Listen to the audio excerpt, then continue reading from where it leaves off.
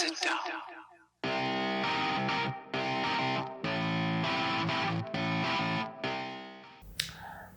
Сейчас мы поговорим о столах. Какой нужен стол для съемок стоп-моушена?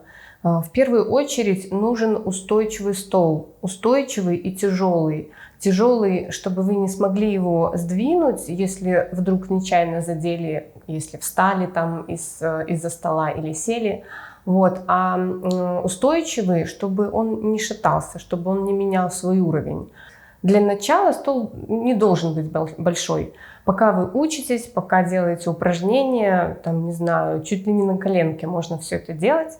Вот. А дальше, соответственно, когда будете брать уже какие-то коммерческие проекты, то стол нужно будет увеличивать. Но здесь тоже каждый должен как бы под себя это все делать. Может быть, вы будете работать с очень маленькими предметами, да, что вам хватит стола там, 80 на 80 сантиметров. Может, вы будете работать с какими-то большими там, сумками, не знаю, чем-то еще таким габаритным. Тогда стол должен быть побольше. Я расскажу сейчас про свой опыт столов, какие у меня были столы и на чем я снимала. Первый стол, на котором я снимала, был супер-мега неустойчивым и очень легким.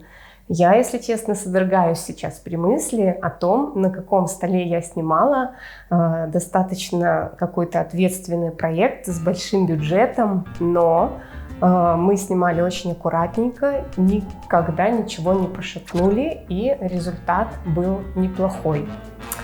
Далее я все-таки решила заказать что-то более устойчивое, и я нашла компанию, которая производит мебель на заказ из ДСП, и заказала у них стол нужных мне размеров. Дело в том, что я приобретала вот эту вот стойку, эту конструкцию для камеры, и под длину вот этой перекладины, про которую я уже рассказывала, я заказывала стол. Вот этот стол 90 на 90 сантиметров. Он квадратный, достаточно широкий для того, чтобы снимать какие-то предметы, ну вот таких вот размеров, да, там размер кружки или какого-то пенала. Вот. И этот стол какой-то супер-мега устойчивый, то есть его вообще там не сдвинуть, и его тяжело передвигать, он такой тяжелый, на массивных ножках, с массивной столешницей. Я была очень довольна этим столом и снимала на нем свои проекты.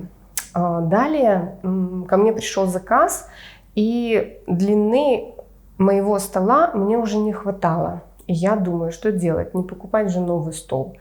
И я взяла замеры этого стола, пошла в магазин «Сделай сам», где продаются всякие там доски, столешницы, и подобрала столешницу длиннее, чем у меня была. Я подобрала эту столешницу и просто сняла родную столешницу со стола и поставила ту, которую я купила. И мой стол стал длиннее. Вот. И плюс вот этого стола в том, что, еще раз, он очень устойчивый, его не сдвинуть.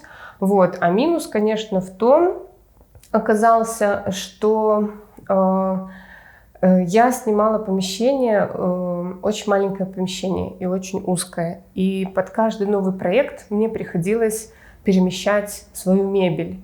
И вот с таким столом, который никуда не сдвинешь, который нужно выносить, чтобы сделать какую-то перестановку, с таким столом было очень трудно. И во время съемки вот этого помещения маленького я очень оценила плюсы складной раскладной мебели. У меня был небольшой складной такой столик и стулья, я складывала это все, ставила к стеночке, и это было очень удобно, очень, потому что пространство сразу мастерское увеличивалось, и можно было что-то постоянно переставлять, двигать, и это было удобно. Сейчас я остановилась на таком интересном варианте. Это икеевский стол длиной 1,5 метра.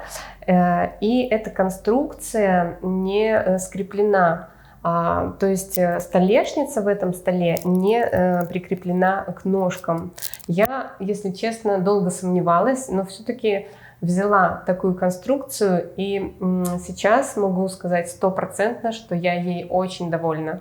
Почему? Потому что стол оказался очень устойчивым, он не шатается, не сдвигается никуда, и вся эта конструкция достаточно тяжелая.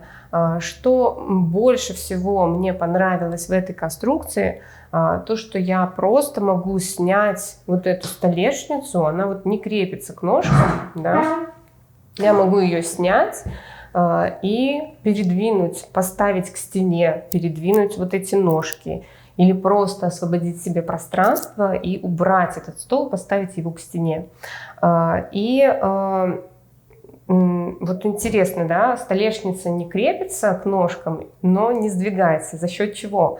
За счет каких-то очень простых вещей. Вот здесь вот на ножках приклеены такие резиновые кругляшки, и они вообще не дают столешнице скользить по вот этим ножкам. Столешница вообще не двигается, то есть трение тут ликвидировано на нет.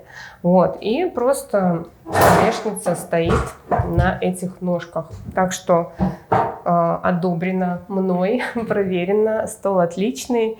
И в будущем я даже хотела бы купить еще одну такую конструкцию, чтобы поставить рядом и чтобы этот стол расширить в 2 раза. Если у вас остались вопросы, задавайте. В следующем видео я расскажу вам про свет. Какой свет я использую у себя в мастерской и какого света будет достаточно для съемок стоп-моушена.